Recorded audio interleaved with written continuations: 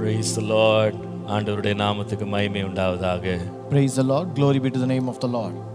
மீண்டும் இந்த காலை வேளையிலே தேவ சமூகத்தில் கூடி அவருடைய வார்த்தையோடு நேரத்தை செலவழிக்க கர்த்தர் நமக்கு பாராட்டின அவருடைய தயவுள்ள இரக்கங்களுக்காக கிருபைகளுக்காக நான் தேவனை மனப்பூர்வமாய் ஸ்தோத்திரிக்கிறேன். I thank God for His grace and mercy that He has rendered to come to His presence this morning to meditate the word of God. நம்முடைய தேவன் ரொம்ப நல்லவர். Our God is really good. மிகுந்த இரக்கம் உள்ளவர். He is more merciful. மிகுந்த கிருபை உள்ளவர், தயவு உள்ளவர். He is gracious and He is favorable. அவருடைய நாமம் உண்மையாகவே அதிசயமானது. And His name is really wonderful. இந்த காலைவேளையிலே அவரை நாம் உண்மையாய் தேடும்போது அவர் நமக்கு தம்மை வெளிப்படுத்துகிற தேவனாய் இருக்கிறார். This morning as we seek Him truly, He is able to reveal Himself to us. இந்த காலையிலே வாஞ்சையோடு அவருடைய முகத்தை நாம் தேடுவோம். This morning let us seek His face with a desire. அவருடைய சத்தம் நம்முடைய காதுகளில் தொனிக்கட்டும். Let His voice be heard in our ears. வல்லமையுள்ள அவருடைய வார்த்தையினாலே தேவன் நம்மை சந்திப்பாராக. May the Lord meet us through His powerful word. ஹல்லேலூயா. கர்த்தரின் சத்தம் வல்லமை உள்ளது, கர்த்தரின் சத்தம் மகத்துவமானது. தீரண்ட தண்ணீர் மேல் ஜலப்பிரவாகமே கர்த்தரன் முழங்குகின்றார். அல்லேலூயா. கர்த்தரின் சத்தம் வல்லமை உள்ளது, பலவான்களின் புத்திரரே பரிசுத்த அலங்காரமா கனம் வல்லமை மகிமை கர்த்தருக்கே செலுத்திடுங்கள். பிதா குமாரன் பரிசுத்த ஆவியின் புது ஆசீர்வாதம் பெருக. கர்த்தரின் சத்தம் வல்லமை உள்ளது. கேதுரு மரங்களையோ லீபனோனின் மரங்களையோ கர்த்தரின் வலிய சத்தம் கோரமாக முறிக்கின்றது. சேனை அதிபர் தமது முன்னிலை ஜெய வீரனாக செல்கிறார். கர்த்தரின் சத்தம் வல்லமை உள்ளது. அக்கினி ஜுவாலைகளை அவர் சத்தம் பிளக்கின்றது. காதேஸ் வனாந்திரத்தை கர்த்தரின் சத்தம் அதிர பண்ணும். ராஜாவாகவே கர்த்தர் வீற்றிருப்பார், ராஜரீகமெங்கும் ஜொலிக்கும். கர்த்தரின் சத்தம் வல்லமை உள்ளது. பெண்மான்கள் ஈணும்படி பலத்த கிரியை செய்திடும். காட்டையும் வெளியாக்கும் கர்த்தரின் வலிய சத்தம் பேலன் கொடுத்து சமாதானம் மீந்து பரன் எம்மை ஆசீர்வதிப்பார். கர்த்தரின் சத்தம் வல்லமை உள்ளது. கர்த்தரின் சத்தம் மகத்துவமானது. தீரண்ட தண்ணீர் மேல் ஜலப்பிரவாகமே நாகம் மேல் தற்பரன் முழங்குகின்றான். அல்லேலூயா, கர்த்தரின் சத்தம் வல்லமை உள்ளது.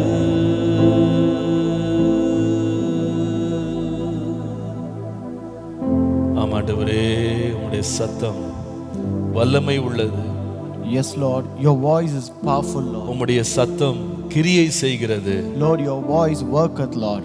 உம்முடைய சத்தத்திலே மாற்றங்கள் நடக்கிறது. Lord, there are changes in your voice, Lord. ஆண்டவரே, உம்முடைய சத்தம் தொனிக்கும் போது நடக்காதவைகள் நடக்கிறது. ஆண்டவரே, Lord, when your voice is heard, things that cannot be done is being done, Lord. உம்முடைய சத்தம் தொனிக்கும் போது எழும்புகிற புயல்கள் அமர்ந்து விடுகிறது. Lord, when your voice is heard, all the storms are calmed down. உம்முடைய சத்தம் ஆத்துமாவுக்கு ஆறுதல் அளிக்கிறதப்பா.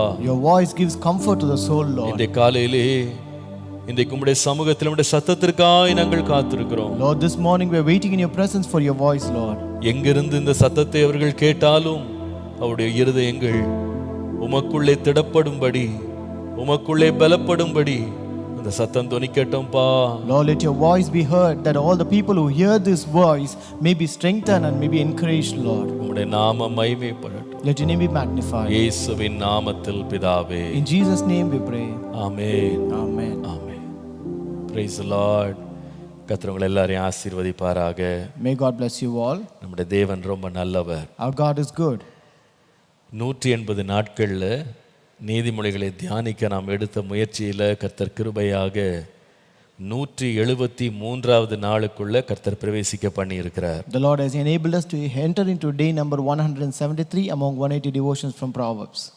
இன்னும் 7 நாட்கள் நமக்கு முன்பாக இருக்கிறது. We just have 7 days before us. எனக்கு முன்னால் இருக்கிறத பார்த்தா ஒரு பெரிய ரிலீஃப் மாதிரி இருக்கு எனக்கு. So when I look at that, it appears to be a great relief to me. கடந்து வந்த பாதைகள் ஆச்சரியமானது. The ways that we came through are really wonderful. திரும்பி பார்க்கும்போது பிரமிப்பா இருக்கு. It is really an amazing thing when we look back. 173 தியானங்கள் 8 அதிகாரத்துக்குள்ள நம்ம கொண்டு வந்திருக்கிறோமான்னு பார்க்கும்போது கர்த்தர் அளித்த கிருபை எவ்வளவு பெரியது நான் நினைத்து கர்த்தருக்குள்ள மகிழ்கிறேன். So when I see we have brought 180 devotions among 8 chapters of Proverbs, I really thank God for the grace that the Lord has rendered so far. இப்போ எல்லாரும் இப்போ கேட்க ஆரம்பிச்சிட்டாங்க, பாஸ்டர் 8ஓட நிறுத்திடுவீங்களா, இன்னும் 31 இருக்கே, இந்த மீதி உள்ள அதிகாரங்களை என்ன பண்ண போறீங்கன்னு கேட்குறாங்க. Now everyone are asking, Pastor, will you stop with this 8 or we have until 31st chapter? What are you going to do now? என்னோட உண்மையான வாஞ்சை ஒன்றை கூட விடக்கூடாது, 31 வரைக்கும் கொண்டு போய் தியானிக்கணுன்றது என்னுடைய வாஞ்சை தான். My true desire is that I should not skip anything. I want to go until Proverbs 31 and meditate that. கர்த்தர் என் இருதயத்தில் 180 தியானங்கள் என்று என் இருதயத்தில் ஒரு வாஞ்சியை விதைத்தார். The Lord sowed a desire of 180 devotions in my heart. என்னுடைய மனதில் நான் நினைத்தேன் 31 முடிச்சிட போறோம்னு நான் நினைச்சேன். I thought we can complete all 31 chapters in this 180 devotions. ஆரம்பிக்கும் போது நினைச்சேன் 31 அதிகாரத்தில் 180 தியானங்கள் என்ன இருக்கு அப்படின்னு யோசித்தேன். So I thought, how can I get 180 devotions from 31 chapters? ஆனால் 8 அதிகாரம் வரும்போது ஆண்டவரே இவ்வளோ பொக்கிஷங்கள் நம்முடைய வேதத்தில் இருக்கான்னு எனக்கு பிரமிப்பில் தான் இருக்கேன் நான். But when I come to this 8th chapter, I see so much of treasure you have hidden in your word, Lord. நானும் கர்த்தரிடத்தில் காத்திருக்கிறேன். I'm still waiting in the presence of God. கர்த்தருக்கு சித்தமானால் இந்த 180 முதலாவது முடிக்கணும் அப்படின்னு நான் ரொம்ப ஜெபத்தோடு இருக்கிறேன். If God wills, I'm with a prayer that I want to complete this 180 devotions first. இதை தொடர வேண்டும் என்று எனக்கு வாஞ்சை இருந்தாலும் கர்த்தர் என்னை நடத்த வேண்டும் நான் காத்திருக்கிறேன். Even though if I have the desire to continue this, I want the leading of God. எல்லாவற்றையும் அதினதின் காலத்தில் நேர்த்தியாய் கர்த்தர் செய்வார். The Lord will do everything beautiful in His time. நாம நினைப்பதற்கும் வேண்டிக் கொள்வதற்கும் அதிகமாகவே அவர் செய்வார். The Lord will do things beyond what we ask for or what we அதனால expect. நான் தேவனுடைய வழிநடத்தலுக்காய் நான் காத்திருக்கிறேன். Therefore, I'm waiting for the leading of God. அவருடைய சித்தம் இதில் நிறைவேறட்டும். Let His will be done in this. அவருடைய நாமம் மகிமைப்படட்டும். Let His name alone be magnified. எனக்காக தொடர்ந்து ஜெபித்துக் கொள்ளுங்கள். Continue to please pray for me. நீங்களும் சோர்ந்து போகாம 180 நாள் என்னோட பயணம் பண்ணி வர்றீங்க. And you are also coming along with me in this journey of 180 devotions. அதற்காக உங்களுக்கு ரொம்ப நன்றி உள்ளவனாக இருக்கிறேன். I'm really grateful to you for that. நீங்கள் எனக்காக அதிகமாக ஜெபம் பண்றீங்க எனக்கு தெரியும். I know you're praying much for me. கர்த்தரும் கிருபை தர்றதுனால தான் இதை செய்ய முடியுது. It's because the Lord is giving me grace I'm able to do this. இதுல ஒரு நோட்ஸையும் நான் எங்க இருந்தாவது நான் இரவல் வாங்கிட்டு எடுத்துட்டு வந்து உங்ககிட்ட பேசல. So I did not get any of these notes from someone and I don't speak here. ஒவ்வொன்றுக்காகவும் கர்த்தர்கிட்ட காத்திருந்து கர்த்தர் என்னுடைய இருதயத்தில் என்ன வழிநடத்தல தர்றாரோ வெளிப்பாடுகளை தர்றாரோ அதை நான் பயப்படாமல் தயங்காமல் நான் கர்த்தருடைய சமூகத்துல பேசுறேன். So I wait in the presence of God for every devotion, and whatever revelation the Lord gives me, I speak here. தொடர்ந்து கர்த்தர் நம்மோடு பேசுவாராக. May the Lord continue to speak with us. இன்றைக்கு நம்முடைய தியானத்திற்காக நீதிமொழிகள் 8ஆம் அதிகாரத்தினுடைய 33-34 வசனங்களை வாசிக்கலாம். Let us read from Proverbs chapter 8 verses 33 and 34. நீங்கள் புத்தியை கேட்டு ஞானம் அடையுங்கள், அதை விட்டு விலகாதிருங்கள். என் வாசற்படியில் நித்தம் விழித்திருந்து என் கதவு நிலை அருகே காத்திருந்து எனக்கு செவி கொடுக்கிற மனுஷன் பாக்கியவான். Hear instruction and be wise, and do not disdain it. Blessed is the man who listens to me, watching daily at my gates, waiting at the post of my doors.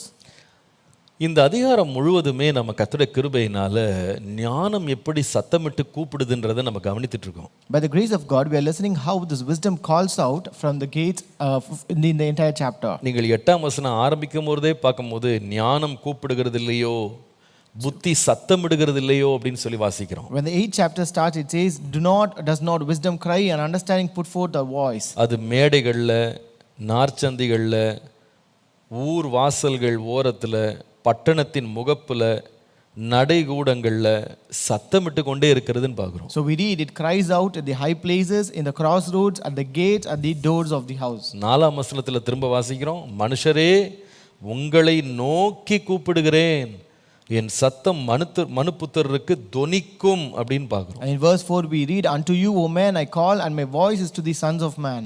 அப்போ இந்த ஞானம் அமைதியா இருக்கிறது இல்லைன்றது கண்டுபிடிக்க முடியும். So we can identify that this wisdom is not silent. அது சத்தமிடுகிறது, ஜனங்களுடைய காதுகளுக்கு அது எட்டுகிறது. So it makes it sound heard, and that reaches the ears of people. ஆனா இந்த ஞானத்தின் சத்தம், கேட்கிற சத்தம் நமக்கு பயனுள்ளதாக மாறி அது நமக்குள்ளே பிரவேசித்து அது நன்மையை தர வேண்டுமானால், if this voice of wisdom ought to be beneficial, if it had to enter into our ears and give some good things, இந்த 34ஆம் வசனத்துல ரெண்டு முக்கியமான வார்த்தைகள் கொடுக்கப்பட்டிருக்கு. There are two important words mentioned in verses 33 and 34. கவனிங்க அத.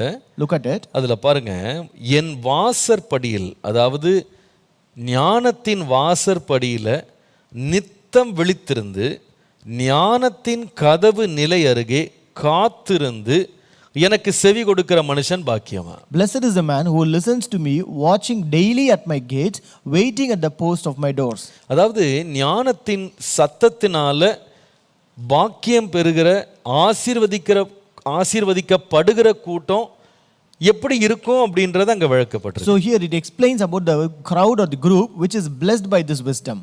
அவங்க என்ன செய்றாங்கன்னா, வசனத்தை அல்லது ஞானத்தை கேட்கறாங்களா. Here they hear the wisdom. ஆனா எப்படி செவி கொடுக்கறாங்கன்னு கேட்டா, but how do they hear it? ரெண்டு முக்கியமான வார்த்தைகள் இருக்கு. There are two important words. ஒன்று, விழித்திருந்து காத்திருக்கிறாங்க. They watch daily. ரெண்டாவது, அவங்க நிலை அருகே, கதவு நிலை அருகே காத்திருக்கிறாங்க. Then they wait at the post of the doors. ரெண்டு காரியம். Two things.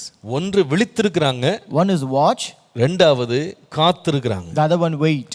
இந்த ரெண்டும் ஒருவன் தேவனுடைய ஞானத்தின் சத்தம் தொனிக்கும் போது ஆசீர்வதிக்கப்படுறதுக்கு ரெண்டு முக்கியமான வழிமுறைகள். These are the two important ways for a person to be blessed when he listens to the voice of wisdom. இன்றைக்கு தியானத்துல என்னை கர்த்தர் தியானிக்க பண்ணின வார்த்தை இந்த ஞானத்தின் கதவு நிலை அருகே காத்திருக்கிற ஒரு கூட்டமாக நாம் இருக்கணும் அப்படின்றத கர்த்தர் எனக்கு ரொம்ப உணர்த்தினாரு. Today the Lord emphasized me to speak on waiting at the post of my doors. இன்றைக்கு நாம தியானிக்க போகிற தியானத்தின் தலைப்பு ஞானத்திற்காக காத்திரு என்று. Today the title of my devotion is wait for wisdom. கர்த்தருடைய நாமத்திற்கு மகிமை உண்டாவதாக. Glory be to the name of the Lord. ஞானத்திற்காக காத்திரு.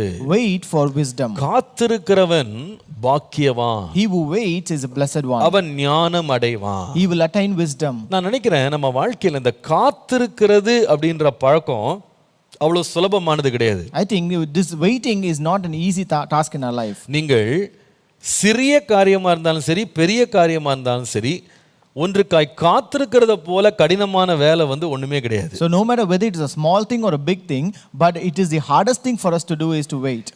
ஏன் கர்த்தர் அடிக்கடி வேதத்துல வந்து காத்திரு காத்திரு காத்திருன்னு எழுதுறாருன்னா, நம்மளால காத்திருக்கிறது தான் ரொம்ப பெரிய கஷ்டமா மாறிடுது. So why does the Lord very often writes wait, wait, wait? It's because that is the hardest thing that we cannot do. இந்த பழக்கம் நம்மளுக்கு சிறு வயது முதலே தொன்று தொட்டு நமக்கு வந்துருச்சு. So this habit is found in us right from our childhood. ஒரு குழந்தைய பாருங்க, Have you seen அதுக்கு babies? பசி எடுத்துருச்சுன்னா 2 நிமிஷம் கூட காத்திருக்காது, ஓன்னு அழ ஆரம்பிச்சிடும். Once they feel hungry, they start immediately crying. அதுக்கு ஆகாரம் கிடைக்கிற வரைக்கும் அது அப்படி வீறிட்டு அழுவும். Until the babies are fed with food, they will be crying continuously. நீங்க அது கொஞ்சம் வளர்ந்த பிறகு பாருங்க, So when they grow up a bit, you see, ஒரு குழந்தை வந்து எதை பாக்குதோ அதை உடனே கையில கொடுத்துடணும்னு அதை எதிர்பார்க்கும். so they are in a hurry for everything that they see.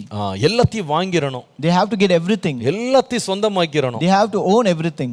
அதனால நிறைய பெற்றோர் பார்த்தீங்கன்னா பிள்ளைகளை கடைக்கே கொண்டு போறதுக்கு ரொம்ப பயப்படுவாங்க. That's why many parents are afraid to take their children for shopping. ஏன்னா அந்த கடையில என்னென்ன சாமான் விளையாட்டு சாமான் இருக்கோ அத்தனையும் வாங்கி கையில கொடுத்துடணும். It's because whatever toys are available in the shop, they want it there in their hands. முன்னாலேயாவது கடைன்னு சொல்றது எப்படின்னா, வெளியில இருந்து அந்த பொருளை பார்ப்பாங்க, அதை எடுத்து கொடுங்கன்னா எடுத்து கையில கொடுத்துருவாங்க. So earlier shops will be in this way where we have to show what we need and they will just give us. ஆனா இப்போ இருக்கிற கடைகள் பார்த்தீங்கன்னா உள்ள நாமளே சுத்தி போய் எது வேணுமோ நம்ம ஷெல்ஃப்ல இருந்து எடுத்துக்கலாம். But today we have shopping where we can go around and take whatever we want. ஆனா அதை நீங்க பயன்படுத்தணும்னா முதல்ல வெளியே வந்து பில்லிங் பண்ணணும். But if you want to use that, you have to come and bill it first. அதுக்கு நீங்க பே பண்ண பிறகு தான் நீங்க கையில எடுத்துட்டு போக முடியும். Only if you pay it, you can take it in your hand. அதுக்கப்புறமா தான் அதனுடைய பேக்கேஜிங்ல இருந்து பிரிக்க முடியும். Only then you can remove that package and open it. ஆனா நம்ம பிள்ளைங்களால அது காத்திருக்க முடியும்னு நினைக்கிறீங்க? But do you think our children can wait for it? அந்த பில்லிங்க்கு போறதுக்குள்ள எனக்கு அது பிரிச்சு கொடுன்னு சொல்லி நிப்பான். So they will stand asking us to open it before we go for billing. அவங்க சொல்லுவாங்க, இல்லப்பா அத முதல்ல நம்ம பில் பண்ணணும். இல்ல முதல்ல என் கையில பிரிச்சு கொடு. Parents will say, see, first we have to bill it, but they will never agree to it. They want it. கொஞ்ச நேரம் கூட அவங்க காத்திருக்கிறது இல்ல. They don't wait for even a little time. நீங்க கொஞ்சம் வளர பாத்தீங்கன்னா இந்த காத்திருக்கிறதுக்கு படுற பாடு நம்ம வாழ்க்கை முழுவதுமே நம்மள வந்து ஆட்டி படைக்குது. So as you grow up, you can see that this struggle for waiting really rules all over our life. அது வந்து எல்லா வாழ்க்கையின் பகுதிகளிலேயும் அது வந்து வெளிப்படுது. So that is reflected in every part of our life. சின்ன காரியம் பெரிய காரியம் உன்னை பார்த்துட்டா ஆசைப்பட்டுட்டா விரும்பிட்டா உடனே வேணும். No matter whether small thing or big thing, once you desire for something, once you have seen something, you want it immediately.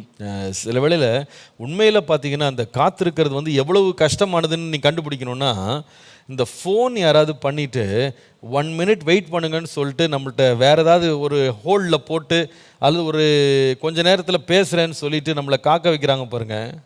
Sometimes if you want to know how difficult is waiting, when you call someone and if they say wait a minute and if they put you on hold and if they do some other thing and make you wait, உண்மையில பார்த்தா ஒரு நிமிஷம் தான் நம்மகிட்ட பேசாம இருந்திருப்பாங்க. So that might be just 1 minute where they have kept on us hold. ஆனா அத கேட்டிட்டு பதற்றம் அடைவங்க எவ்வளவு பேர் இருக்காங்க தெரியுமா? But people who are really perplexed and tensed because of it, you know. நான் ஃபோன் பண்றேன்ட்டு ஃபோன் பண்ணவே இல்ல. See, you said you will call me but you never called me. தாமதம் வந்து ஒரு 5 நிமிஷம் தான் இருந்திருக்கும். That delay might be just 5 minutes. ஆனா ஏதோ ஒரு நாள் காத்திருக்க வச்சது மாதிரி ஒரு ஃபீலிங் வந்துரும். And they will have a feeling that they have been waiting for a day. நான் சொல்றேன், இந்த காத்திருக்கிறது ஒரு மனுஷன் ஞானத்தை அடைவதற்கு ரொம்ப முக்கியமான ஒரு பழக்கம். But this waiting is an important habit for a person to attain wisdom. தேவனிடத்திலிருந்து நம்ம எந்த நன்மையை பெறறதுக்கும் விசேஷமாக ஞானத்தை பெறறதுக்கும் காத்திருக்குதல் மிக மிக அவசியமானது. Waiting is very much essential for us to receive any goodness from God, especially wisdom from God. கர்த்தருடைய நாமத்திற்கு மகிமை உண்டாவதாக. Glory be to the name of the Lord. ஞானமாகிய கிறிஸ்து நமக்காக தம்முடைய மகிமையை வெளிப்படுத்த தேவ மனிதர்கள் வந்து காத்திருந்தாங்கன்னு பார்க்கிறோம். So we read Christ the wisdom, in order to reveal his wisdom people waited for him. அவருடைய மகிமையை காண்பதற்கு அந்த ஞானத்தின் மகத்துவத்தை அவங்க அனுபவிப்பதற்கு அவங்க பொறுமையோடு காத்திருந்தாங்க. They waited to see the glory and greatness of that wisdom. எனக்கு 2 காரியங்களை கர்த்தர் இன்றைக்கு அதிகாலையில் என்னை ஞாபகப்படுத்தி என்னை ரொம்ப உற்சாகப்படுத்தினாரு. The Lord showed me 2 important things today and really encouraged me. காத்திருக்க வச்சு தான் கர்த்தர் கொடுக்க போறாரு. The Lord is going to give us by making us wait.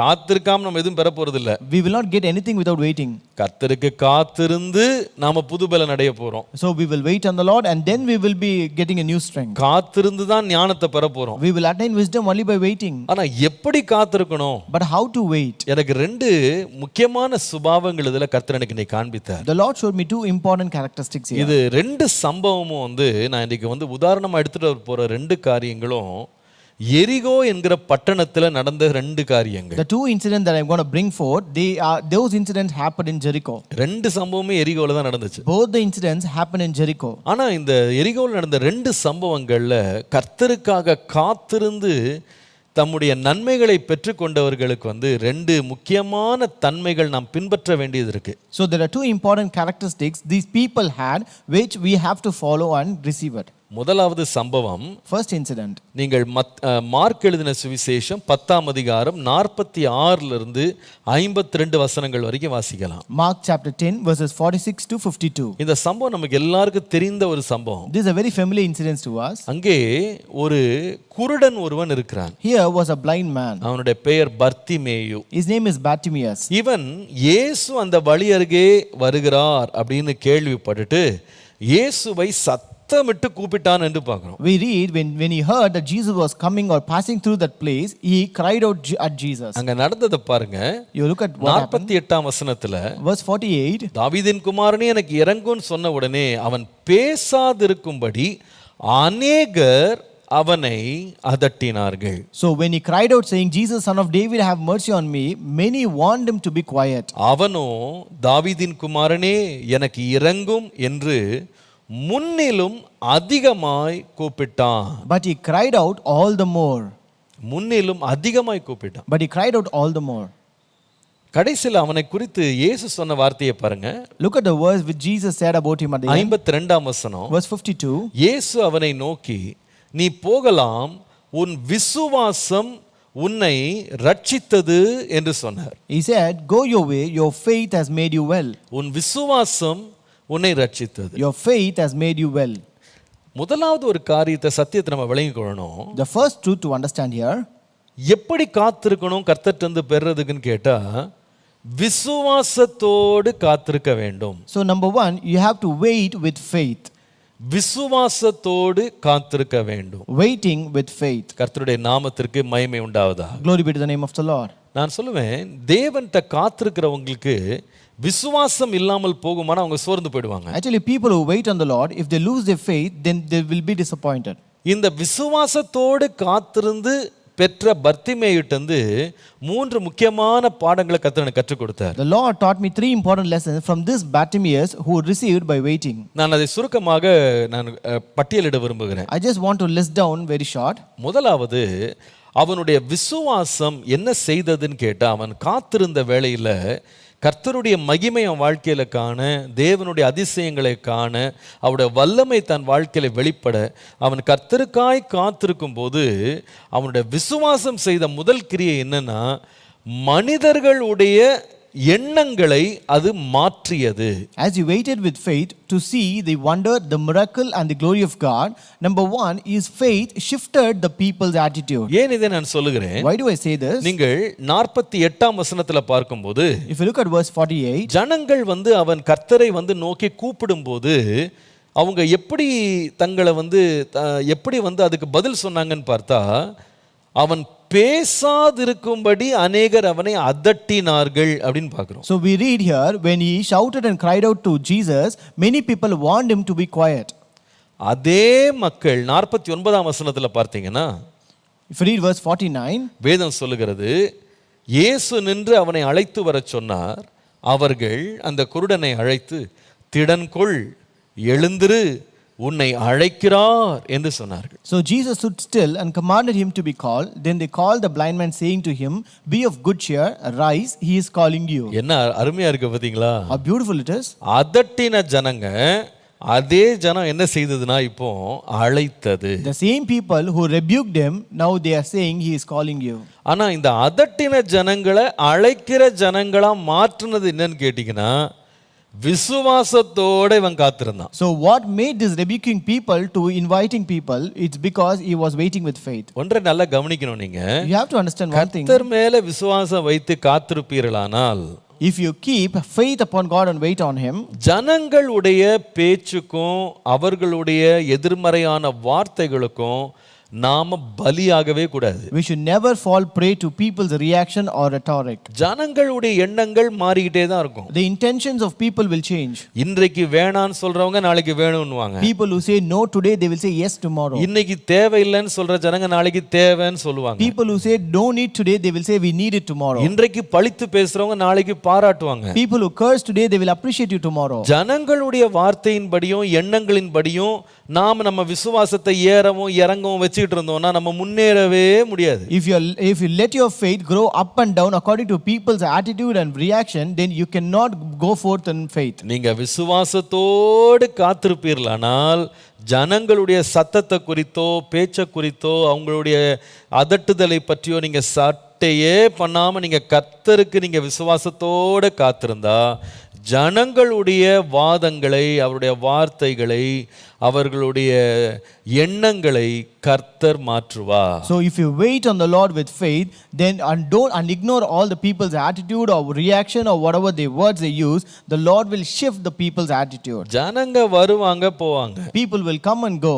நீங்க யாரை தான் நீங்க பார்க்கணும்னா கர்த்தரை மட்டும் தான் பார்க்கணும். But you have to look at God alone. நமக்குள்ள விசுவாசத்தை துவக்குகிறவரும் முடிக்கிறவரும் தேவனே அன்றி மனிதர்கள் அல்ல. It is not men but God who is the author and finisher of faith in us. இந்த பர்த்திமேயுக்கு இயேசுவின் மேல் அலாதி விசுவாசம் வந்துருச்சு. This Bartimaeus had a great faith upon Jesus. அவன் கர்த்தர் தாம் பக்கம் வரணும்னு காத்துக்கிட்டே இருந்தான். எத்தனை வருஷம் காத்திருந்தானோ தெரியாது. We don't know how many years he waited, but he was waiting for God to come beside him. பொதுவாகவே இந்த ரோட் ஓரத்தில் இருக்கவங்களுக்கு நிறைய செய்தி அவங்களுக்கு தெரியும். So generally people who are on the roadsides, they know more information. வீட்டுக்குள்ள இருக்கவங்களுக்கு நிறைய தெரியாது. People at home do not know it. ஆனா இந்த ரோட்ல இருக்கவங்க வியாபாரம் பண்றவங்க இவங்க பாத்தீங்கன்னா அவங்களுக்கு வேற என்ன வேலை, ஊர் கதையை கேட்டுக்கிட்டே தான் இருப்பாங்க. So people on the roadside, people who do business, they have no other work, they will be listening to each other's stories. இவங்க பாத்தீங்கன்னா ரொம்ப நாளா இவன் கேட்டிருப்பான் போல இருக்கு, இயேசுன்னு ஒரு வல்லமை உள்ள ஒரு தீர்க்கதரிசி இருக்கிறாரு, அவர் மேசியாவா வந்திருக்கிறாரு, அவர் தேவகுமாரனா இருக்கிறாரு, வியாதிகள் எல்லாம் குணமாக்குறாரு, அங்க குருடனை சரி பண்ணாரு, இங்க செவிடனை குணமாக்குனாரு, இங்க முடவன் நடந்தான், மரித்தவரெல்லாம் உயிரோடு இருந்தாங்க. இதெல்லாம் இவன் காதுல எத்தனையோ நாளா கேட்டுட்டு இருந்திருப்பான் போல. So he could have heard so many things about Jesus, that the great prophet have come here, who is a Messiah, who is healing many people who are sick, who are blind, who are not well. So he was hearing this for a very long time. ரொம்ப நாள் இந்த இயேசுவை சந்திக்கணும்னு காத்துக்கிட்டே இருந்தவன் இயேசு வந்திருக்கிறாருன்னு கேட்ட உடனே அவனுக்குள்ள எழும்பின விசுவாசம் மனிதருடைய சத்தத்தை எல்லாம் தவிடுபடியாக்கி முன்னால போச்சு. So the one who was waiting to see Jesus for a very long time, when he heard that Jesus came beside him, so his faith actually shattered all the opinions and attitude of people. நான் சொல்லுவேன், முதலாவது நம்முடைய விசுவாசம் உறுதியா இருக்குமானால் நிச்சயமாகவே ஜனங்களுடைய மனநிலையை அது மாற்றும். Number one, I tell you, if our faith is firm, then it will shift the people's attitude. அதட்டுகிற மனிதர்கள் அழைக்கிறவர்களாக மாறுவாங்க. People who rebuke you will call you. எதிர்க்கிறவர்கள் நம்மோடு கூட சேருவாங்க. People who oppose you will acquaint with you. இதை குறை சொல்லுகிறவர்கள் நம்மோடு களி கூறுவாங்க. People who find fault with you will rejoice with you. இதை நான் எத்தனையோ முறை என் வாழ்க்கையில் நான் அதை பார்த்திருக்கிறேன். I have experienced this many times in my life. நம்முடைய ஊழியத்துல எத்தனையோ முறை இதை நம்ம கவனிச்சிருக்கிறோம். We have seen this many times in our ministry as well. கர்த்தருடைய சத்தத்தை கேட்டு அவர் மேல் விசுவாசம் வைத்து முன்னேறும் போது ஜனங்களுடைய மனநிலைக்கு ஏற்ற விதமா நம்ம திரும்ப ஆரம்பிச்சிட்டோம், நாம எங்கேயா தொலைஞ்சு போயிடுவோம். So when we hear the voice of God and when we proceed forth in faith, but if we turn towards the voice of people, then we will be lost somewhere. கர்த்தருடைய நாமத்துக்கு மகிமை உண்டாவதாக. Glory be to the name of the Lord. இரண்டாவது அவனுடைய விசுவாசம் என்ன செய்ததுன்னு பார்த்தீங்கன்னா, விசுவாசத்தோடு காத்திருந்தான்னு சொன்னேன். I told you he was waiting with faith. அந்த விசுவாசம் ஜனங்களுடைய மனநிலையை மாற்றினது மாத்திரமல்ல, His faith not only shifted the people's attitude. அந்த வசனத்தை பாருங்க. Look at the verse. நீங்கள் 49 வசனம். Verse 49. இயேசு நின்று அவனை அழைத்து வர சொன்னார். Jesus stood still and commanded him to be called. இயேசு நின்றார். Jesus stood. அவனுடைய விசுவாசம் என்ன செய்தது தெரியுமா? What did his faith do? இயேசுவை அவருடைய நடையிலே நிறுத்தினது. His faith stopped Jesus in his tracks. அவருடைய நடையில இயேசுவை நிறுத்தினது. His faith stopped Jesus in his tracks. நம்முடைய தேவன் எதை செய்தாலும் அதுல ஒரு நோக்கம் இருக்கும். So whatever our God does, he does it with a purpose. இயேசு கடந்து போகிறவராக தான் காட்சி அளித்தார். Jesus appeared to be a passerby there. ரொம்ப ஆச்சரியம் இது. It is really amazing. இந்த மனுஷனுக்கு கண் இல்லை, அவனுக்கு கண் பார்வை இல்லை, அவன் இயேசுவை கண்ணால பார்க்கல. So this man is blind, he doesn't have a vision, so he has not seen Jesus by his eyes. ஒரு கூட்டத்தின் சத்தத்தை தான் அவன் கேட்கிறான். He heard only a commotion of a crowd. அவன் வந்து எந்த பக்கம் இயேசு போயிட்டு இருக்காரு கூட அவனுக்கு தெரியல. He is not aware which side Jesus is moving on. இயேசு எப்படி இருப்பாருன்னு கூட அவனுக்கு தெரியாது. He is not aware how Jesus would be. அவர் நிக்கிறாரா, நடக்கிறாரா, ஏறுறாரா, தாண்டி போயிட்டாரா ஒண்ணும் தெரியாது. So he is not aware whether Jesus is standing or walking or he has moved on. பொதுவாகவே இயேசு வந்து அமைதியாக தான் நடந்து போகிறவரா நம்ம வேதத்துல வாசிக்கிறோம். So generally we read Jesus as the one who walks very calmly. அதனால அவனுக்கு இயேசு என்ன பண்ணிட்டு இருக்காரு கூட தெரியாது. So he is not aware what Jesus is doing actually. ஆனா அவனோட விசுவாசத்துல அவன் வந்து கர்த்தரை நோக்கி கூப்பிடும்போது, But when he called unto the Lord in his faith, அந்த விசுவாசத்தின் பலன் என்னன்னா, நடந்து கடந்து கொண்டிருந்த இயேசு அவனுக்காக நின்றார். his faith made Jesus to stop who was walking. ஏன் தெரியுமா? You know why? அவன் வெறும் சத்தமிட்டது மாத்திரமல்ல, It's not only he made a noise. வேதம் சொல்லுகிறது 48ஆம் வசனம், Verse 48 says, தாவீதின் குமாரனே எனக்கு இரங்கும் என்று முன்னிலும் அதிகமாய் கூப்பிட்டான். but he cried out all the more, Son of David, have mercy on me. எவ்வளவு பிரச்சனை வருதோ அவ்வளவு அதிகமா கூப்பிட்டான். The more problem he had, the more he shouted. அவ்வளவு அதிகமா விசுவாசிச்சான். The more he had faith. வேதம் சொல்லுது, கர்த்தர் பார்த்தாரு, The Lord saw him.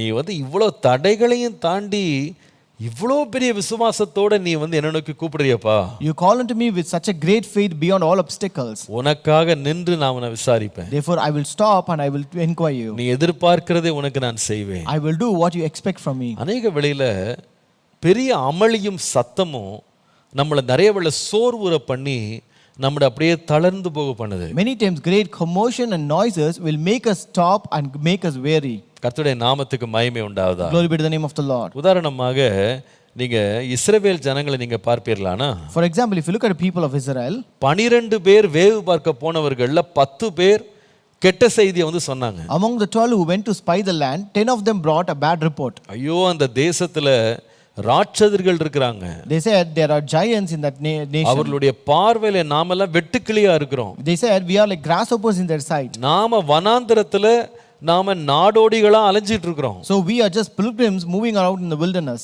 ஆனா அவங்களோ அரணிப்பான பட்டணத்துல இருக்கிறாங்க. But they are in a protected city. நாம கையில ஆயுதம் இல்லாம இருக்கிறோம். We don't have any weapons in our hands. அவங்க ஈட்டியும் பட்டயமும் ஆயுதம் உள்ளவங்களா இருக்கிறாங்க. But they have all the spear and sword with them. நம்மள அப்படியே விழுங்கிடுவாங்கன்னு சொல்லி சொன்னாங்க. They will as such devour us. என்ன நடந்தது? You know what happened? 12 பேர்ல 2 பேர் சொல்றாங்க, அந்த தேசம் ரொம்ப நல்ல தேசம். Among the 12, only 2 said that nation is a very good nation. ஆனா ஜனங்க யாருடைய சத்தத்தை கேட்டாங்க தெரியுமா? But people heard whose voice? யாருடைய சத்தம் ரொம்ப சத்தமா கேட்டுச்சோ அவங்க சத்தத்தை தான் கேட்டாங்க. People heard the voice of people whose voice was more greater. அவங்க பெரும்பான்மையினருடைய சத்தத்துக்கு தான் ரொம்ப செவி கொடுத்தாங்க. They gave heed to the voice of the majority. விளைவு என்ன?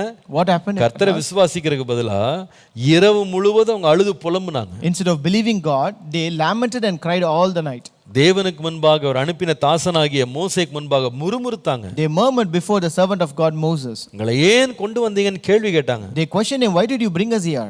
நான் சொல்லுவேன், அதனால அவங்க ஆசீர்வாதம் பெறல. Therefore they did not receive any blessing because தேவன் அவர்களுக்கு தருவேன்னு சொன்ன வாக்குத்தத்த பூமியை கூட சுதந்திரிக்காம போயிட்டாங்க. they did not inherit the promised land which the Lord promised them. நான் சொல்லுவேன், கர்த்தர் வந்து நம்மகிட்ட என்ன எதிர்பார்க்கிறாருன்னு கேட்டா, நமக்காக நின்று நம்மை ஆசீர்வதித்து தேவன் திடப்படுத்தணும்னா ஜனங்களுடைய அமளியின் சத்தத்தையும் தாண்டி அவர்களுடைய ஏமாற்றும் அல்லது நம்மை மனம் தளர வைக்கும் வார்த்தைகளையும் தாண்டி நம்ம விசுவாசிக்கும் போது கர்த்தர் நமக்காக நின்று அதிசயம் செய்வார். So if God ought to stop and do a great miracle for us, he expects us to go beyond and have faith beyond the voices, beyond the disappointing voices of people. கர்த்தருடைய நாமத்துக்கு மகிமை உண்டாகட்டும். Glory be to the name of the Lord. அநேக ஜனங்கள் ஆரம்பத்துல நம்ம discourage பண்ணுவாங்க, ரொம்ப நம்மள மனம் தளர பண்ணுவாங்க. So at the beginning many people may discourage us. அவங்க வந்து இதெல்லாம் நடக்காது, இதெல்லாம் கிடைக்காது அப்படின்னு சொல்லுவாங்க. They will say you will not get it, this will not happen. அமைதியாயிருன்னு அவங்க சொல்லிட்டு போயிடுவாங்க. They may say you will calm down. ஆனா நமக்கு தெரியும் நம்ம தேவை ஒன்று இருக்கு. But we know we have a need. எனக்கு நான் கர்த்தரை நோக்கி கூப்பிடுவேன். I cry unto the Lord. அந்த விசுவாச தளர்ந்து போகாம சத்தத்தை தாண்டி அவன் அதட்டலை தாண்டி விசுவாசிச்சான். So he believed Jesus beyond all those warnings and rebukings. அவனுடைய விசுவாசம் ஜனங்களுடைய மனநிலையை மாற்றினது மாத்திரமல்ல, இயேசுவையும் அவருடைய வழியிலே நிறுத்தினது. His faith not only shifted the people's attitude, it also stopped Jesus in his tracks. கடைசியா அவனுடைய விசுவாசத்தோடு அவன் கர்த்தருக்காக காத்திருந்ததுனால நடந்த மூன்றாவது காரியம் என்ன? What is the third thing happened when he waited with faith? இயேசு சொன்ன வார்த்தையை பாருங்க. Look at the words of Jesus. 52ஆம் வசனம். Verse 52. நீ போகலாம், உன் விசுவாசம் உன்னை ரட்சித்தது. Jesus said, go your way, your faith has made you well. உடனே அவன் பார்வை அடைந்து வழியிலே இயேசுவுக்கு பின் சென்றான். And immediately he received his sight and followed Jesus on the road. மூன்றாவது நடந்தது என்னன்னா, அவன் விசுவாசத்தினால அவனுடைய நீண்ட நாள் துன்பம் முற்று பெற்றது. Number 3, his faith solved his malady. அவனுடைய பிரச்சனைக்கு ஒரு விடை கிடைத்தது. He got a solution for his problem. கர்த்தர் யாருடைய பிரச்சனைகளுக்கு ஒரு முடிவை கட்டுறாரு தெரியுமா? You know, for whose problem will God give a solution? யாருடைய வாழ்க்கையை மாற்றுறாரு தெரியுமா? Whose life will God change? தைரியமா சொல்லுவேன், விசுவாசத்தோடு அவருக்காய் காத்திருக்கிறவர்களுக்கு தான். I can tell you boldly, those who wait with faith for him. இவனுடைய வாழ்க்கையினுடைய பிரச்சனையை பாருங்க. Look at the problem of his life. உட்கார்ந்த இடத்தை விட்டு எங்கேயும் ஓட முடியாது, நடக்க முடியாது, யாரையும் பின்பற்ற முடியாது. He cannot go away, move away or run away from the place where he is. He cannot follow anybody. ஒரு முடக்கப்பட்ட வாழ்க்கையில மாட்டி இருக்கிறான். So he is totally in a very disabled stage. அவனுடைய பிரச்சனை அவனை ஒரு பிச்சைக்காரனாக மாற்றினது. His problem has made him a beggar. அவன் மற்றவர்களுடைய இரக்கங்களை நாடி நிற்கிறவனாக நிற்கிறான். He was standing seeking for the compassion and mercy of others. ஏனென்றால் அவன் வாழ்க்கையில் இருந்த பலவீனம். Because of the disability in his life. ஆனால் இயேசுவை அவன் தேடணும் அப்படின்னு அவன் காத்திருந்த போது அவனுடைய விசுவாசம் நீண்ட நாள் பிரச்சனையை ஒரு முடிவு கொண்டு வந்தது. But when he waited in faith to see Jesus, his faith solved his long-term malady. நான் உங்களுக்கு சொல்லுவேன், இந்த ஞானம் யாருக்கு ஆசீர்வாதமா மாறும் தெரியுமா? I tell you, unto whom will this wisdom become a blessing? இந்த ஞானம் யாரை அடையும் தெரியுமா? You know who will attain this wisdom? வசனம் சொல்லுகிறது, என் கதவு நிலை அருகே காத்திருந்து எனக்கு செவி கொடுக்கிறவனுக்கு இந்த பாக்கியம் கிடைக்கும். So here the verse says, those who wait at the post of my doorsteps and hear my voice, they will receive it. எப்படி காத்திருப்பேன்? How will I wait? விசுவாசத்தோடு காத்திருப்பேன். I will wait with faith. விசுவாசத்தோடு காத்திருப்பேன். I will wait with faith. இதேதான் யாக்கோபு 1ஆம் அதிகாரத்தில் வாசிக்கும் போது, This is what when you read in James chapter 1, நாம் ஞானத்தில் குறைவுள்ளவர்களாய் இருந்தால் யாவருக்கும் சம்பூர்ணமாய் கொடுக்கிறவரும் ஒருவரையும் கடிந்து கொள்ளாதவர் ஆகிய தேவனிடத்துல கேட்க கடவன் என்று சொல்லி அங்கே வாசிக்கிறோம். we read, if any of you lack wisdom, let him ask of God that giveth to all men liberally and upbraideth not. அதுல எப்படி கேட்கணும்? How you supposed to ask? வேதம் சொல்லுகிறது 6ஆம் வசனத்துல, Verse 6 says, யாக்கோபு 1:6, ஆனாலும் அவன் எவ்வளவாகிலும் சந்தேகப்படாமல் விசுவாசத்தோட கேட்க கடவன். but let him ask in faith, nothing wavering.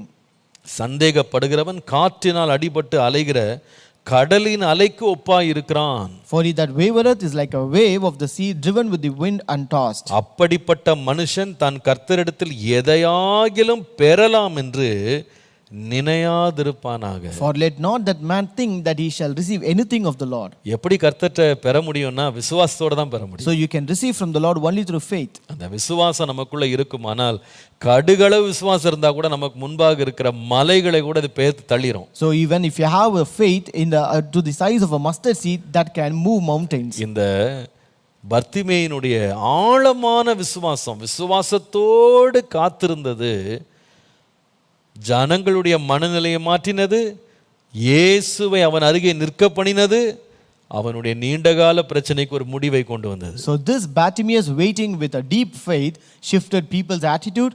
It stopped Jesus in his tracks and it solved his malady. இன்றைக்கு கர்த்தர் நம்மகிட்ட பேசுறாரு. Today even the Lord speaks with us. ஞானம் வேணுமா? Do you need wisdom? ஞானத்தினுடைய பாக்கியத்தை நீ பெற வேண்டுமா? Do you want to receive the blessings of wisdom? காத்திருப்பா. You wait. எப்படி காத்திருனா? விசுவாசத்தோடு காத்திரு. You have to wait with faith.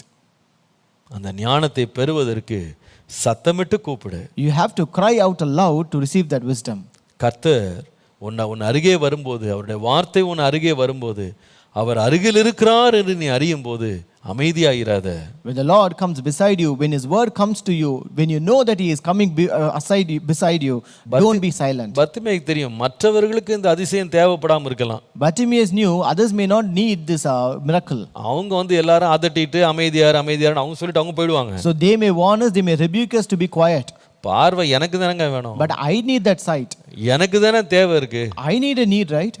நான் ஒவ்வொரு நாளும் ஜனங்களுடைய இரக்கத்தை தேடிட்டு நான் தானே பிச்சை எடுத்துட்டு இருக்கேன். So I am the one begging and seeking compassion, mercy of people every day. இவங்க சொல்றபடி நான் ஏன் நடக்கணும்? Why should I behave like what they say? நான் அமைதியா இருக்கிறதுனால ஜனங்க வந்து என்னுடைய தேவையை சந்திச்சிட்டு போயிடுவாங்களா? Will people meet my need if I be quiet? என்ன குணமாக்குறதுக்கு அவங்களால முடியுமா? Can they heal me? ஆனால் அவங்க சத்தத்தை நான் கேட்க மாட்டேன். So I will not listen to their voice. நான் தேவனை நோக்கி கூப்பிடுவேன். I will call unto the Lord. இந்த காலையில கர்த்தர் நம்மட்ட பேசுறாரு. This morning the Lord is speaking to us. ஞானத்துல குறைவுள்ளவர்களா இருக்கீங்களா? Are you lacking in wisdom? ஞானம் உங்கள் அருகிலே வருகிற சத்தத்தை நீங்க கேக்குறீங்களா? Are you listening to the voice of wisdom that is coming beside you? இந்த காலையில யாராவது ஒருத்தர் இதுக்காக நீங்க காத்துட்டு இருக்கலாம். ஆண்டவரே எனக்கு இந்த ஞானம் வேணும்பா. Maybe this morning someone might be waiting, Lord, I need this wisdom, இந்த Lord. புத்தி ஆலோசனை எனக்கு வேணும்பா. Lord, I need this understanding and knowledge, Lord. எனக்கு முன்பாக இருக்கிற சவால்களை தாண்டறதுக்கு முடிய உன்னத ஞானம் எனக்கு வேண்டும்பா. Lord, I need your divine wisdom to cross all the challenges before me. எத்தனையோ வருஷமா நான் பாடுபட்டுக்கிட்டு இருக்கறேனே. Lord, I'm struggling for a very long time. இந்த குறைவிலேயே நான் இருக்கறேனே. I'm in this weakness for a very long time. நான் சொல்றேன் இன்னைக்கு விசுவாசத்தோட காத்துருங்க. I tell you, always wait with faith today. அந்த விசுவாசத்தோட நீங்க காத்திருக்கும்போது சூழ்நிலைகளை அதெல்லாம் மாற்றிடும். When you wait with faith, it will change all your situations. ரெண்டாவது ஒரு சம்பவம் இருக்கு. எரிகோவிலே ஒரு சம்பவம் இருக்கு. There is one more incident that happened in Jericho. அங்க இன்னொரு மனுஷன் இருக்கிறான். He is அவனுடைய பெயர் சகேயு என்பது. He is the second man named Zacchaeus. நீங்கள் லூக்கா எழுதின சுவிசேஷம் 19ஆம் அதிகாரம் 1 முதல் 10 வசனங்களை வாசித்தால், If you read Luke chapter 19, first 10 verses, அங்கேயும் இயேசுவுக்காய் காத்திருந்த அந்த மனுஷனை பற்றி படிக்கலாம். here you can read about a man who waited for Jesus. நீங்கள் பாருங்க அவனுடைய வாழ்க்கையில சில சம்பவங்கள் ரொம்ப ரொம்ப முக்கியமான சம்பவங்கள். So there are certain incidents which are very important in his life. பொதுவாகவே சகேயுவை வந்து யாருமே ஒரு நல்ல மனுஷனா யாரும் கணிக்க மாட்டாங்க. So usually people will not accept Zacchaeus as a good person. எனக்கு தெரிந்த வரைக்கும் யாருமே தாம் பிள்ளைக்கு சகேயுன்னு இது வரைக்கும் பேர் வச்ச பேரை நான் இது வரைக்கும் காதால கேட்டதில்லை. So as far as I know, I have never heard someone name their children Zacchaeus. ஏனென்றால் அவனோட லைஃபை பத்தி நீங்க படித்தீங்கன்னா அவனோட டிஸ்கிரிப்ஷன் எல்லாமே நெகட்டிவா தான் இருக்கும். Because if you read about his life, his description is totally negative. முதலாவது அவன் குள்ளனா இருந்தானா. First he was short. இரண்டாவது அவன் பாவி என்று எல்லாரும் அறிந்திருந்தாங்க. Number 2, he was a sinner but well known by all. அவனுடைய வாழ்க்கையே அநியாய பணத்தை சம்பாதித்தே அவன் செலவழிச்சான். So he spent a lot of his life as a swindler. அந்த ஊர்லயே அவன் பேரும் கெட்டு போயிருந்துச்சு. And he spoiled his name in that nation. இந்த பேரை யாருக்குங்க வைப்பாங்க? So who will name their children with this name? ஆனா இப்படிப்பட்ட மனுஷனை பற்றி இயேசு சொன்னாரு. But Jesus told about this man. அதே அதிகாரம் 9ஆம் வசனம் பாருங்க. The same chapter verse 9. இயேசு அவனை நோக்கி, இன்றைக்கு இந்த வீட்டுக்கு ரட்சிப்பு வந்தது, இவனும் ஆபிரகாமுக்கு குமாரனாய் இருக்கிறானே என்று இயேசு சொன்னார். And Jesus said to him, today salvation has come to this house because he is also a son of Abraham. என்ன அருமையான காரியம் பாருங்க. How beautiful it is. இயேசு அவன் வீட்டுக்கு போனாரு, அவன் வீட்டுல தங்கினாரு, அந்த வீடு ரட்சிக்கப்படுகிறது, ஆபிரகாமின் குமாரனாய் அவன் மாறினான். Jesus went to his house, Jesus abode in his house is saved and he becomes a son of Abraham. ஆபிரகாமின் குமாரனா மாறிட்டா அதுல உள்ள மேன்மை என்ன? So when you become son of Abraham, what are the privileges you get? ஆபிரகாமின் குமாரனுக்கு சரீர பிரகாரமான ஆசீர்வாதங்கள் உண்டு. So a son of Abraham will have the physical blessings. இரண்டாவது அவனுக்கு ஆவிக்குரிய ஆசீர்வாதங்கள் உண்டு. And he will also inherit spiritual blessings. ஆபிரகாமுக்கு கொடுக்கப்பட்ட வாக்குத்தத்தங்கள் அவன் மேல் வந்து பலிக்கிறது. All the promises given to Abraham will come upon him. அவனுடைய சந்ததிகளுக்கு உண்டான ஆசீர்வாதம் அவன் மேல் பலிக்கிறது. And all the generational blessings will come upon him.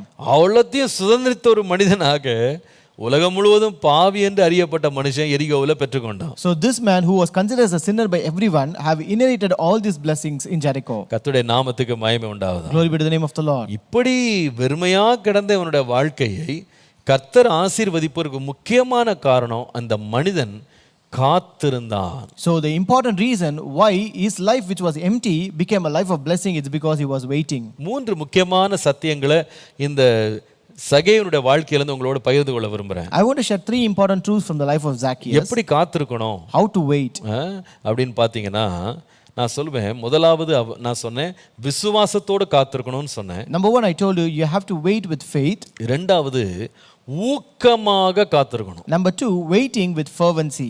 ஊக்கமா காத்திருக்கணும். Waiting with fervency. ஒரு உற்சாகத்தோட காத்திருக்கணும். You have to wait with fervency. தளர்ந்து போகாம காத்திருக்கணும். So you should wait without losing hope. அதனால தான் நீங்கள் ரோமர் 12:11 வாசிக்கும் போது, That's why if you read Romans 12:11, அசதியாயிராமல் ஜாக்கிரதையாயிருங்கள், not lagging in diligence, ஆவியிலே அனலாயிருங்கள், fervent in spirit, கர்த்தருக்கு ஊழியம் செய்யுங்கள்னு வாசிக்கிறோம். we read serving the Lord. உள்ள இருக்கிற அனலை இழந்துட கூடாது. So you should not lose that fervency in you. அசதியாகாம ஜாக்கிரதையா இருக்கணும். You should not lag but be diligent. இந்த நல்ல பண்புகளை நீங்க சகேயுனுடைய வாழ்க்கையில பார்க்கலாம். You can see these good characteristics in the life of Zacchaeus. ஊக்கமா காத்திருக்கிறான் பாருங்க, அந்த அனலோடு அந்த வாஞ்சையோடு ஜாக்கிரதையோடு காத்திருக்கிறான் பாருங்க, அவன் தேவனுடைய சந்திப்பை அவன் வாழ்க்கையில பெற்றான். So when he waited with fervency, with that diligence, he encountered Jesus. முதலாவது அவனுடைய வாழ்க்கையில நான் கண்டுபிடித்த ஒரு நல்ல ஒரு காரியம் என்னன்னு சொன்னா, அவன் எடுத்த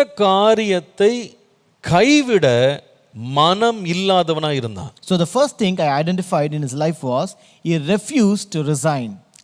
எடுத்த காரியத்தை கைவிட அவன் மனமற்றவனா இருந்தான். So he refused to resign. இங்க பாருங்க, இவனுடைய லைஃபை பாருங்களேன்.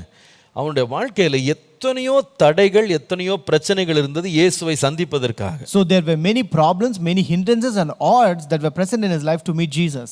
அதுல முதலாவது தடையே என்னன்னு கேட்டீங்கன்னா, அவன் சரீரத்திலே ஒரு குறைபாடு இருந்தது, அவன் குள்ளனாக இருந்தான்னு பார்க்கிறோம். So the first difficulty he faced was a physical disability where he was very short. பாருங்க, இவன் குள்ளனாய் இருந்தான் என்பதற்காக அவன் இயேசுவை பார்க்கணும், இயேசுவை அடையணும், அவருடைய ஆசீர்வாதத்தை பெறணும் அப்படின்னு சொல்லி அவன் அந்த தடையை தன்னுடைய வாழ்க்கையில ஒரு பகுதியாக அவன் ஏற்றுக்கொண்டு தன்னை முடக்கி கொள்ளவில்லை. So just because he had a physical disability of short stature, he did not give up seeking God by complaining about his disability. 3-4 வசனத்தை கொஞ்சம் பாருங்களேன் தயவு செய்து. Look at verses 3 and 4. அங்க எழுதப்பட்டிருக்கு, இயேசு எப்படிப்பட்டவரோ என்று அவரை பார்க்க வகை தேடினான். For he sought to see Jesus who he was.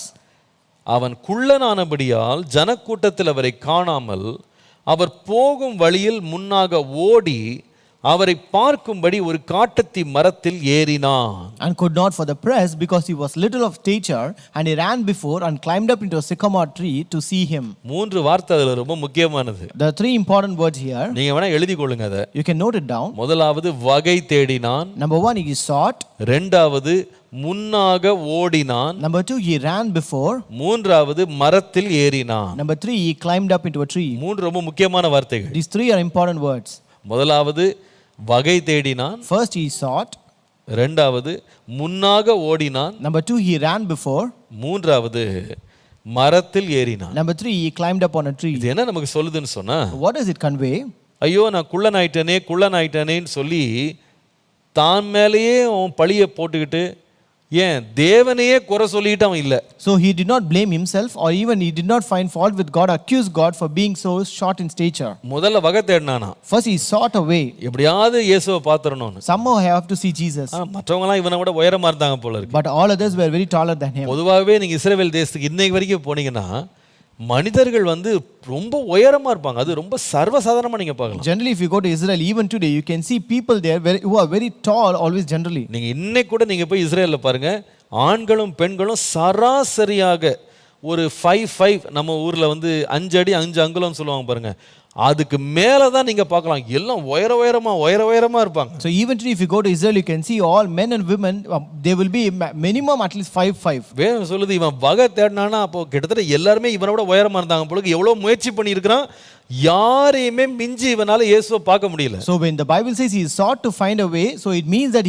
everyone were taller than him, so he tried a lot but he could not see. சரி வகை தேடினாங்க, இயேசுவை பார்க்க முடியல, நமக்கு வாச்சது இவ்வளவுதான் அப்படின்னு வீட்டுக்கு போயிடல. So he did not return home saying, see, I sought a way to find out and to see Jesus, but I could not do it, therefore I returned home. This is my disability, இது என்னுடைய நிலைமை, அவ்வளவுதான் நமக்கு கொடுப்பன, அவ்வளவுதான் அப்படின்னு வீட்டுக்கு போயிடல. So he never thought that this is my disability, I am not so blessed to see Jesus, and he did not go home. வேதம் சொல்லுது வகை தேடி பார்த்தா பார்க்க முடியலையா. So the Bible says he sought to find a way but he could not. அதுக்காக அவன் விடாம என்ன செய்தான்னா, ஒரு ஆயக்காரனுக்கு தலைவனுங்க, எத்தனையோ டாக்ஸ் கலெக்டர்ஸுக்கு தலைவன், ஒரு ஐஸ்வர்யவான் இயேசுவுக்கு முன்னால ஓடினானா. So this man who is a leader of many tax collectors, he ran before Jesus. இதை உங்களால கொஞ்சம் அப்படியே மனதில் கற்பனை பண்ண முடியுதா? Can you imagine this in your heart? ஒரு பணக்காரங்க, A rich man, ஒரு பாவியும் கூட, he is a sinner as well.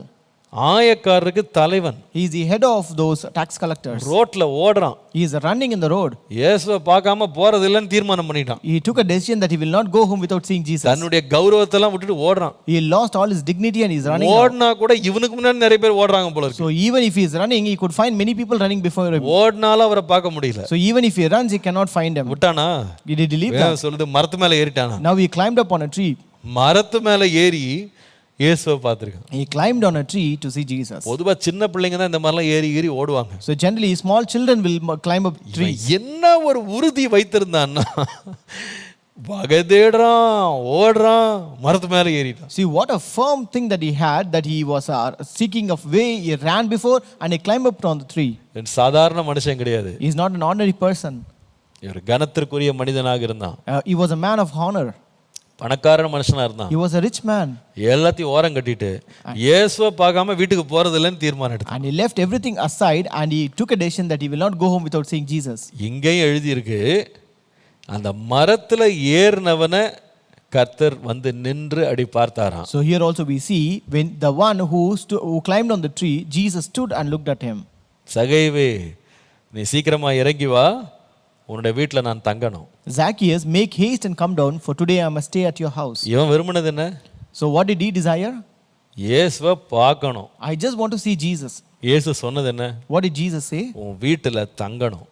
I must abide at your house. ஏங்க ஆண்டவர் அவன் நினைச்சதுக்கு, அவன் வேண்டிக் கொண்டதுக்கு அதிகமாகவே செய்தாரு. Why did the Lord do something greater and than what they ask or what they expect? நான் சொல்லுவேன், அவருடைய முயற்சியை கர்த்தர் பார்த்தார். The Lord saw his effort. அவனுடைய உறுதியை கர்த்தர் பார்த்தார். The Lord saw his firmness. அவனுடைய உற்சாகத்தை கர்த்தர் பார்த்தார். The Lord saw his fervency. இவ்வளவு தடை இருந்தாலும் இவன் விடாம நம்மளை பின்பற்றி வரானே. No matter how many hurdles or difficulties comes, he just follows me without leaving anything. நான் நினைக்கிறேன் இயேசு அந்த பக்கம் அந்த எரிகோ உடைய அந்த வீதியில நடந்து வரும்போது என்ன தெரியாத என்ன ஒருத்தர் நம்மளுக்கு பார்க்கறதுக்கு வகை தேடுறான்னு இயேசுக்கு தெரியாதா? So when Jesus came into the streets of Jericho, is not Jesus aware that someone is trying to seek him?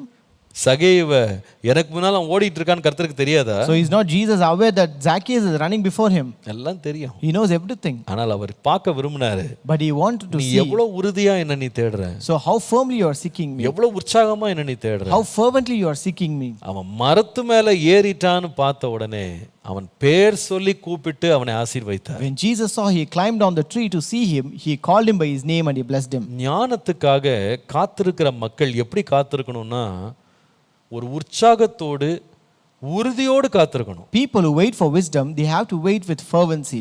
ஞானம் என்பது அவ்வளவு சுலபமாக நமக்கு கிடைக்கிற ஒரு காரியம் கிடையாது. Wisdom is not something that you can easily attain.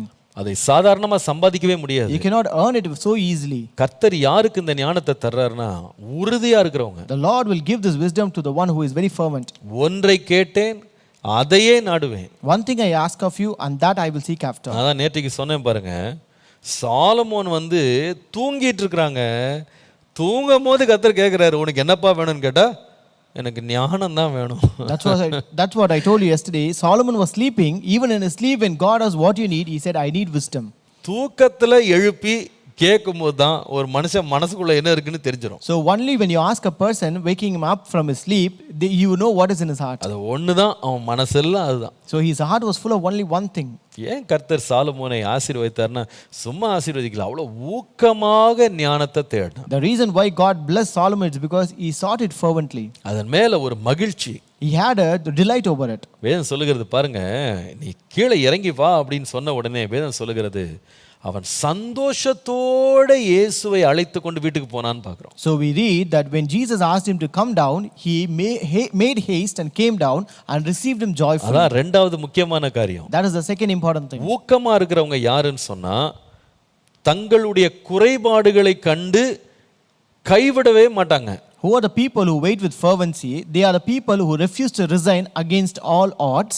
அது முதலாவது காரியம் சொன்னேன். That's the first thing I told you. இரண்டாவது சகையிட்ட படிக்க வேண்டிய காரியம் வந்து, இயேசுவை சந்தோஷத்தோடு ஏற்றுக்கொண்டான். The second thing to learn from Zacchaeus, he received Jesus with rejoicing. எழுதிக் கொள்ளுங்க. He received with rejoicing. அவ்வளவு ஒரு மகிழ்ச்சியோடு அவரை ஏற்றுக்கொண்டான். He received with rejoicing. எனக்கு இது ஆச்சரியமா இருக்கு. It was really amazing me. நீங்கள் 6ஆம் வசனத்துல அவன் சீக்கிரமா இறங்கி சந்தோஷத்தோடே அவரை அழைத்து கொண்டு போனான் என்கிற வசனம் இருக்கிற அதே வேளையில, when you have in verse 6 which says, and he made haste and came down and received him joyfully. 7ஆம் வசனத்தை பார்த்தீங்கன்னா, if you look at verse 7, அதை கண்ட யாவரும் இவர் பாவியான மனுஷரிடத்தில் தங்கும்படி போனார் என்று முறுமுறுத்தார்கள்.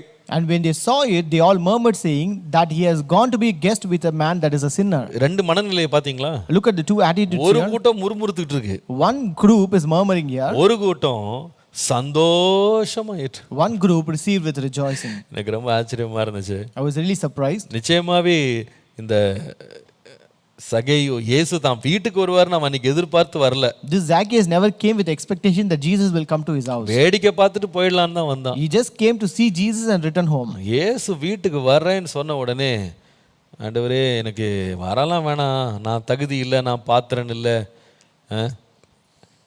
இப்போ நான் ஆயத்தமா இல்லை அப்படிலாம் சொல்லலை. When Jesus told that he want to come to his house, he never said, see, I am not worthy, I am not eligible, I am not at all prepared to receive you at my house. சந்தோஷமாயிட்டு He received him with rejoicing. அப்படின்னா அர்த்தம் என்னன்னா, இந்த ஏக்கெல்லாம் மனசுல இருந்துச்சு போல இருக்கு. So it means that he had all these expectations in his நான் heart. அவரை பார்க்க மாட்டேனா, Will I not see him? அவர்கிட்ட பேச மாட்டேனா, Will I not speak with him? என் வீட்டுக்கெல்லாம் வருவாரா, Will he come to my house? இதெல்லாம் மனதில் இருந்தது போல. Maybe he must have had so much அதான் warning. அப்படி சந்தோஷமா எடுத்துட்டு போனான். That's why he received with rejoicing. நான் சொல்லுவேன், நம்ம ஞானத்தை பெறணும்னா அந்த ஞானத்தை பெறணுன்ற ஒரு ஏக்கமோ ஒரு சந்தோஷமோ ஒரு வரவேற்கிற ஆயத்தமுள்ள ஒரு இருதயம் நமக்கு இருக்கணுங்க. So I tell you, if you want to receive that wisdom, you should have a heart which will receive with rejoicing, a earning heart where it will welcome with all joy. அந்த தாகமுள்ள ஒரு தவனமுள்ள ஒரு ஆவி நமக்கு இருக்கணும். So we need a thirsty spirit for that. நம்முடைய மகிழ்ச்சி அதன் மேல இருக்கணும். Our joy should be upon it. எதுல நீங்க மகிழ்றீங்களோ, எதுல நீங்க வாஞ்சித்து இருக்கிறீங்களோ, அந்த பசியையும் அந்த தாகத்தையும் கர்த்தர் தீர்ப்பார். So what you rejoice over, what you want, the Lord will surely quench that hunger. நம்ம ஞானத்தை குறித்து எவ்வளவு மகிழ்றோம், How much we rejoice over wisdom, எவ்வளவு நம்ம அதுல களி கூறுறோம். how much we rejoice in it. ஒரு கூட்டம் உலகத்துல இருக்கு, அவங்க மதியினத்திலையும் புத்தியினத்திலையும் களி கூறுறாங்க. There is a crowd in this world who rejoice in their foolishness and madness. ஞானத்தை அசட்டை பண்றாங்க.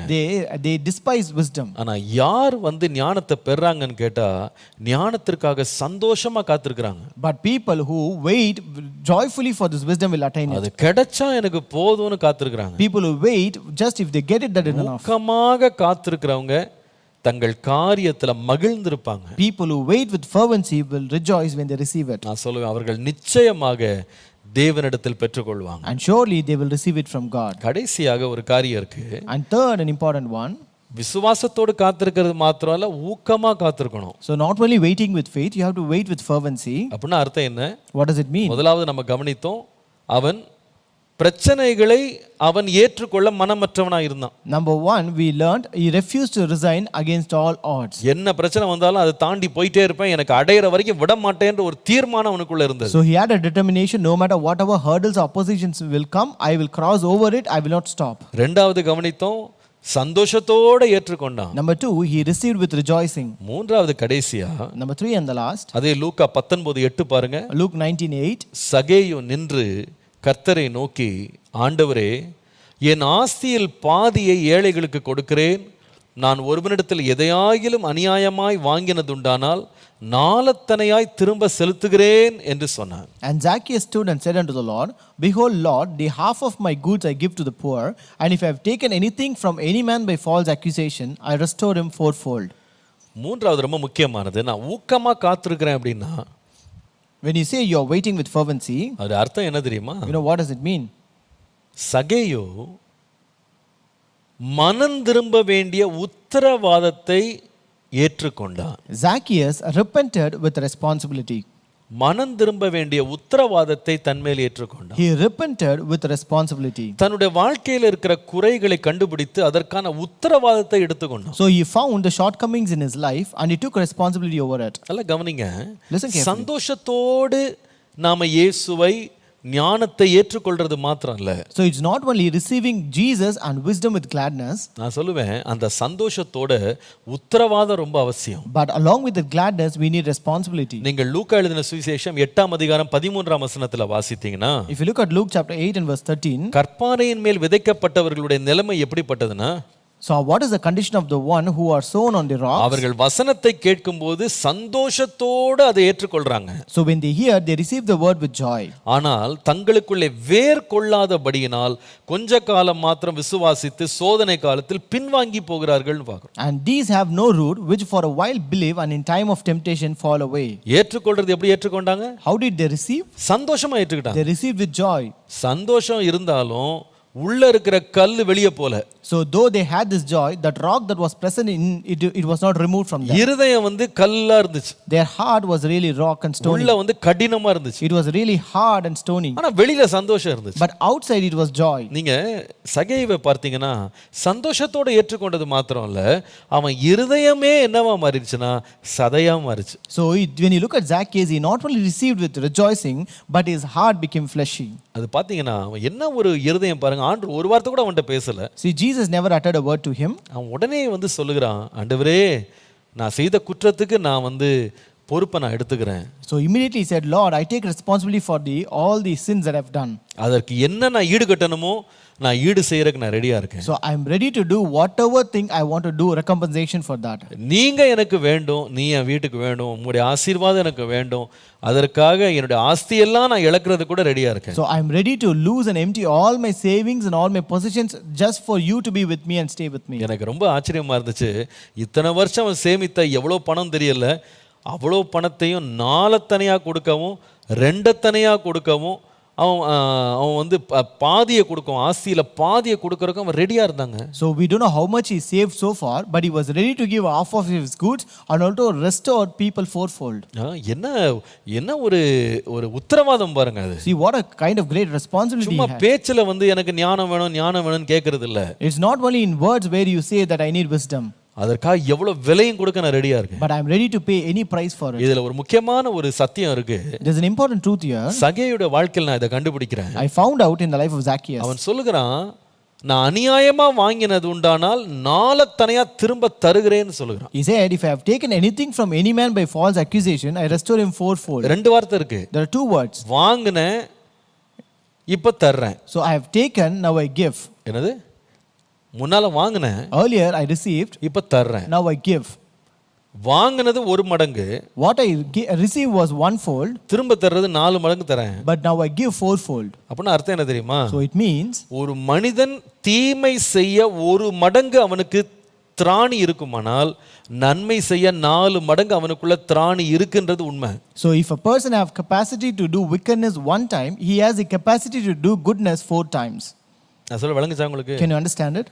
தீமையை நம்ம வாழ்க்கையின் மூலமா செய்யறதுக்கு நமக்கு 1 மடங்கு பலன் இருக்குன்னா நன்மையை செய்ய 4 மடங்கு நமக்குள்ள பலன் இருக்கு. So if you have capacity to do wickedness for 1 time, then you will have the capacity for doing good 4 times. புத்தியினத்தை தேடுறதுக்கு 1 மடங்கு நம்ம இருதயம் சாய்ந்திருக்குமானா ஞானத்தை தேடுறதுக்கு 4 மடங்கு நம்ம பிரயாசப்பட நம்மட்ட பலன் இருக்கு. So if you have capacity to seek after foolishness 1 time, then you will have the capacity to seek after wisdom 4 times. இந்த காலையில ஒரு தீர்மானம் எடுங்க. This morning take a decision. ஊக்கமா தேடுவேன். I will seek fervently.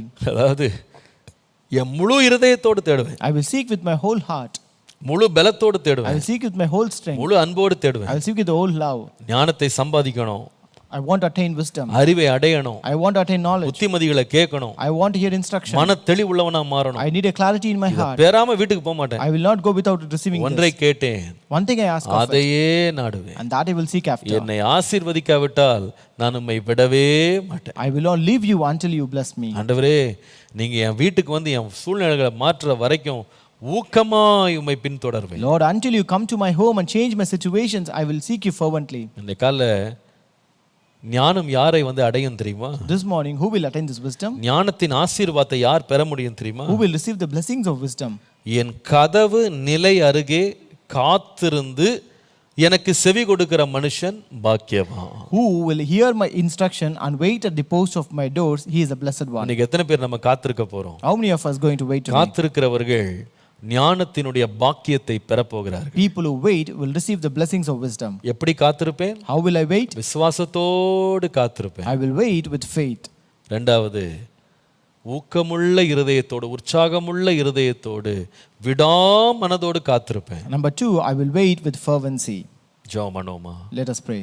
ஆண்டவரே, Lord, உமக்கு காத்திருக்கிறவர்களுக்காக நீர் வைத்திருக்கிற ஆசீர்வாதங்களுக்காய் நன்றி. Lord, thank you for the blessing that you prepared for the one who wait for you, Lord. ஆமாப்பா, வாசல் அருகே ஞானத்திற்காய் காத்திருக்கிற, ஊக்கத்தோடு காத்திருக்கிற, விசுவாசத்தோடு காத்திருக்கிற மனிதர்களா எங்களை மாற்றுங்கப்பா. Lord, make us people who wait at the ports of the doors with faith and fervency, Lord. ஆண்டவரே, மனிதர்கள் என்ன வேண்டுமானாலும் பேசட்டும், Let people speak whatever they want, Lord. அவர்கள் என்ன வேண்டுமானாலும் நினைக்கட்டும். Lord, let them think whatever they want, Lord. எங்களுடைய இருதயம் விசுவாசத்தை விட்டு வலுவாமல், ஆண்டவரே, உம்மையே சார்ந்திருக்க, உம்மை விடாப்பிடியாய் தேட கிருபை தார். Lord, but Lord, let our faith not slip away, but always lean on you, depend on you firmly, Lord. ஆண்டவரே, எங்கள் சூழ்நிலைகள் எவ்வளவு எதிர்மறையாக இருக்கலாம், Lord, no matter how our situations might be against us, Lord. ஆண்டவரே,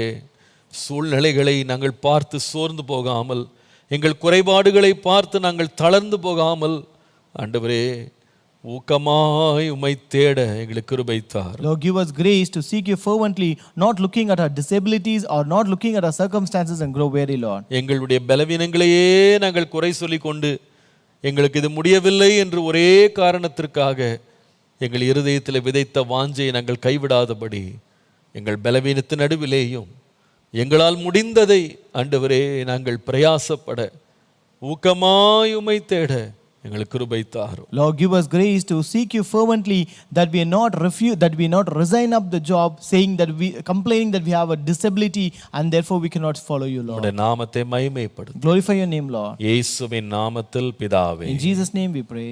ஆமென். Amen.